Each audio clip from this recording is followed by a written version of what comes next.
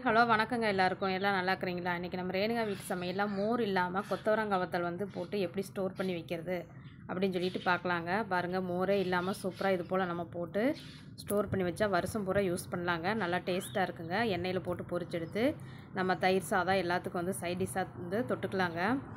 கம்மங்கூழ் எல்லாத்துக்குமே நல்லா சூப்பராக இருக்குங்க. பாருங்க, இப்போ அடுப்பில் ஒரு வானொலி வச்சு கொஞ்சமாக எண்ணெய் சேர்த்து வச்சுக்கிறேங்க. இப்போ இந்த வத்தல் வந்து நம்மளுக்கு எப்படி பொரிஞ்சு வருதுன்னு சொல்லிட்டு நம்ம பார்க்கலாங்க. எண்ணெய் காயிட்டுங்க.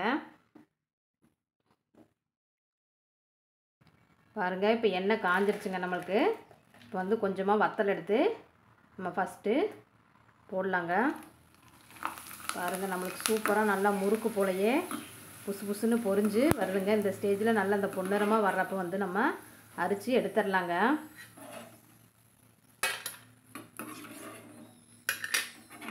இன்னும் கொஞ்சம் போட்டு நம்ம பொரிச்சுக்கலாங்க. பாருங்கள், எவ்வளோ சூப்பராக நம்மளுக்கு ஒரே செகண்டில் பொரிஞ்சு வந்துருங்க. நம்ம மோர் இல்லாமையே இது போல் சூப்பராக வந்து கொத்தவரங்காய் வத்தல் வந்து தயாரிக்கலாங்க. அது எப்படி தயாரிக்கலாம்னு சொல்லி இப்போ பார்க்கலாங்க. பாருங்கள், நம்மளுக்கு சூப்பரான சுவையான கொத்தவரங்காய் வத்தல் வந்து பொரிச்சு எடுத்தாச்சுங்க. மோர் இல்லாமையே இதில் கொஞ்சமாக மிளகாய் தூள் வந்து நம்ம தூவி நம்ம எல்லாத்தோடையும் தொட்டு சாப்பிட்லாங்க. மோர் சாதம் நமக்கு எதுக்கு பிடிக்குமோ, கம்மங்கூழ், ராய்க்கூழ் எதுக்கு நம்மளுக்கு பிடிக்குமோ அதில் எல்லாம் தொட்டு சாப்பிட்லாங்க. நம்ம சூப்பராக இருக்குங்க. இது சைட் டிஷ்ஷு நல்லா மொறுமொறுன்னு பாருங்கள், எவ்வளோ சூப்பராக சாஃப்டாக ரொம்ப ஹார்டாக இல்லாமல் எவ்வளோ சூப்பராக இருக்குன்னு பாருங்கள். இதே போல் எப்படி வத்தல் போடுறதுன்னு சொல்லிவிட்டு இப்போ நான் சொல்கிறேங்க. அதுக்கு பாருங்கள், கொத்தவரங்காயை இது போல் நல்லா கழுவிட்டு இது மாதிரி கட் பண்ணி எடுத்து வச்சுக்கிறேங்க.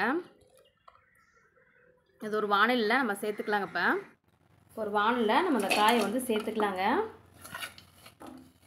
சேர்த்துட்டு கொஞ்சமாக நல்லா ஃப்ரெஷ்ஷாக இருந்துச்சுன்னா நீங்கள் தண்ணியே சேர்த்த வேண்டியது இல்லைங்க. என்னோடது கொஞ்சம் வத்தல் போடுறங்கிறக்கோசரம் வேண்டி வெளியே ஓப்பனாக வச்சதுனால கொஞ்சம் வாடினமாக இருக்குதுங்க. அதனால் கொஞ்சமாக சும்மா ஒரு 2 ஸ்பூன் அளவுக்கு மட்டும் தண்ணி சேர்த்துக்கிறேங்க.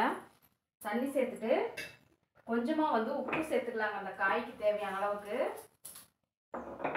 நம்ம அந்த வத்தலுக்கு தேவையான அளவு வந்து நான் இந்தளவுக்கு வந்து ஒரு ஸ்பூன் அளவுக்கு வந்து கல்லுப்பு வந்து சேர்த்துக்கிறேங்க. நீங்கள் சால்ட் உப்பு எதுவாக இருந்தாலும் சேர்த்திக்கலாங்க. சால்ட்டே சேர்த்திக்கங்க நீங்கள். நான் தண்ணி ஊற்றிக்கிறனால கல்லுப்பு சேர்த்திக்கிறேங்க. இப்போ அடுப்பத்தை வச்சு நான் கொஞ்சம் ஒரு நல்லா வேக விடக்கூடாதுங்க. ஓரளவுக்கு கொதி வந்து சூடாகிற அளவுக்கு வந்து நம்ம இது வந்து மூடி வச்சு வேக வச்சுக்கலாங்க. இதை வந்து மூடி வச்சிடலாங்க.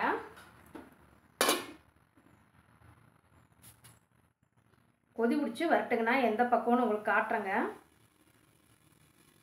பாருங்கள், ஒரு 2 நிமிஷம் வந்து நம்ம ஓப்பன் பண்ணி பார்க்கலாங்க. பாருங்கள், நம்மளுக்கு காய் வந்து கலர் சேஞ்ச் ஆகாமல் ஓரளவுக்கு அந்த காய் வந்து சுருக்கு விழுந்து இந்த மாதிரி நம்மளுக்கு வந்திருக்குங்க. தண்ணி ஊற்றுறதுனால அந்த தண்ணி அப்படியே இருக்குங்க. நீங்கள் ஃப்ரெஷ் காயாக இருந்தால் தண்ணி வந்து சேர்த்த வேண்டாங்க. உப்பு மட்டும் சேர்த்துனாலே வெந்து வரப்போ வந்து அதிலே தண்ணி வந்துடுங்க. பாருங்கள், இந்த மாதிரி நம்மளுக்கு கலர் சேஞ்ச் ஆகாமல் பாருங்கள், இந்த மாதிரி கொஞ்சம் சுருக்கு உளுந்து வர்ற மாதிரி வந்தால் போதுங்க. நம்ம ஸ்டவ் ஆஃப் பண்ணிவிட்டு இந்த காயை எடுத்துக்கலாங்க. பாருங்கள், இது போல் ஒரு தட்டை எடுத்துகிட்டு நம்ம ஒரு ட்ரேலையோ ஒரு தட்டுலையோ வந்து இந்த காய் வந்து நம்ம இந்த வேக வச்சுக்கிற காயை தண்ணி இல்லாமல் நம்ம இதில் சேர்த்து வெயிலில் காய வச்சுக்கலாங்க. இது போல் எடுத்து இதில் போட்டுக்கலாங்க. இதை நம்ம ஏகமாக பரப்பி விட்டு ஒன்று மேல் ஒன்றும் இல்லாமல் தனித்தனியாக இருக்கிற மாதிரி இந்த மாதிரி கலர் சேஞ்ச் ஆகாமல் பச்சை கலர்லேயே இருக்குங்க. நம்மளுக்கு இந்த மாதிரி சுருக்கு மட்டும் விழுந்து கொஞ்சமாக பாருங்கள் இந்த மாதிரி நம்மளுக்கு தனியாக தெரியுங்க. வெந்து வருங்க. அப்போ மட்டும் நம்ம எடுத்தால் போதுங்க. இவ்வளோதாங்க. நம்ம வந்து வெயிலில் காய வச்சுக்கலாங்க. என்னோடய காய் வந்து வாடுனால சுருக்கு விழுந்துருக்குங்க. ஒரு சிலது வந்து நல்லா குழுகுழுன்னு இருந்துச்சுன்னா இந்த மாதிரியே தான் இருக்குங்க, சுருக்குழுகாமல். அதனால் உங்களுக்கு டைம் வந்து ஒரு 2 நிமிஷத்துலேருந்து 3 நிமிஷம் வரைக்கும் நீங்கள் வேக வச்சிங்கன்னா போதுங்க. ஒரு தடவை கலந்துவிட்டு திருப்பி சூடு ஏறினோம்னா ஒரு தடவை கலந்துவிட்டு திருப்பி ஒரு தடவை 1 நிமிஷம் விட்டு நம்ம இறக்குனாலே கரெக்டாக இருக்குங்க. 3 நிமிஷத்துக்கு மேலே வந்து இதை வேக வைக்க வேண்டாங்க. நான் எடுத்துருக்கிற அந்த காய்க்கு வந்து ஒரு 1/4 கிலோ காய்க்கு வந்து இந்த டைம் வந்து பிடிச்சிருக்குங்க. நீங்கள் நிறைய காய் போட்டிங்கன்னா அதுக்கு தகுந்த மாதிரி டைமிங் விட்டு வேக வச்சு எடுத்துக்கோங்க. பாருங்கள், இது போல் நம்ம வெயிலில் ஒரு நாள் ஃபுல்லாக காய வச்சாலே காஞ்சிருங்க. வேக வச்சுருக்கனால டக்குன்னு ஒரே நாளில் காஞ்சிருங்க. நம்மளுக்கு நம்ம வேக வச்சா தான் அதில் போட்டிருக்கிற உப்பும் வந்து நம்மளுக்கு பிடிக்குங்க. அதனால தான் வேக வச்சு இந்த மாதிரி போடணுங்க, மோரில் போடாதப்போ. நல்லா காஞ்ச முன்னாடி எடுத்தோம்னா இது போல் வத்தல் வந்து நம்மளுக்கு ரெடியாயிருங்க. நம்ம ஸ்டோர் பண்ணி ஒரு ஏர் டைட் பாக்ஸில் ஒரு கவருக்குள்ளே போட்டோ இல்லை ஒரு ஏர்டைட் பாக்ஸ்லேயோ போட்டு நம்ம வச்சுக்கிட்டோம்னா 1 வருஷம் ஆனாலும் எதுவும் ஆகாதுங்க. நம்ம வந்து எப்போ தேவையோ அப்போ வந்து நம்ம யூஸ் பண்ணிக்கலாங்க. இதே போல் நீங்களும் செஞ்சு சாப்பிட்டு பார்த்துட்டு எப்படி இருந்துச்சுன்னு கமெண்ட் பண்ணுங்கள், ஷேர் பண்ணுங்கள், சப்ஸ்கிரைப் பண்ணுங்கள், லைக் பண்ணுங்கள். நன்றிங்க. நாளைக்கு இன்னொரு சமையலில் நாம் சந்திக்கலாங்க.